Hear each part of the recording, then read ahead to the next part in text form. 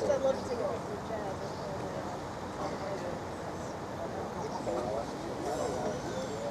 got a couple of stops on the way back, so probably fine. So I want to get back to the traffic light.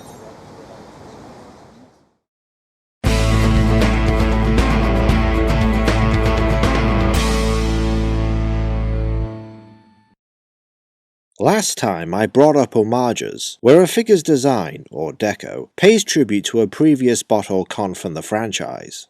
2010 Banzaitron is the latter. The colours are based on his Generation 1 namesake: dark blue-green, dark lilac, green.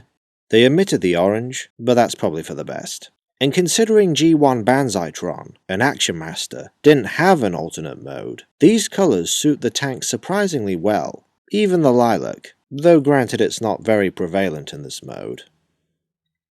According to TF Wiki, this is a Japanese Type 90 tank. The general silhouette and proportions are there, though they tweaked the design slightly with the added missile pods and some extra plating on the armoured skirt. I'm sure other minor details were changed so they wouldn't have to pay royalties. While the tank is mostly sturdy, part of the barrel, as well as the gun up top, are made of soft, weak plastic. No joke, I had to soak both in very hot water for a minute or two, then press them into shape, as they were somewhat warped on purchase. I'm not blaming the sellers, but considering other reviewers have addressed this, it's worth mentioning.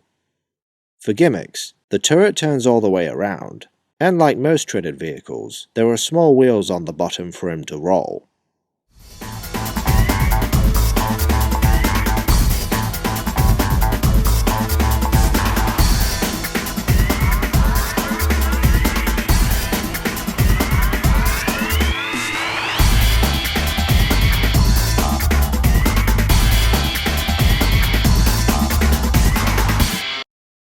If you don't know, 2010 Banzaitron is a straight redeco of Revenge of the Fallen Bludgeon, who himself was based on his G1 counterpart. The tank mode's a clue, but the whole robotic skeletal samurai motif gives it away. The only new colour introduced is this blood red on his skull face, which, like Revenge of the Fallen Dive Bomb, makes him look all the creepier. Most of him is modelled after Japanese samurai armour. You have the helmet, chest armour, shoulder guards, skirt, even the skull face could be seen as a mask. Though because of how he's designed, at least some of this ends up hindering his mobility. Not unlike actual armor, I imagine. However, with over 20 points of articulation, he's not a brick by any stretch of the imagination. As a repaint of a Revenge of the Fallen toy, Banzaitron has two Mecha Live features. Rotate his lower legs horizontally, and those bone-like structures pivot within the thighs.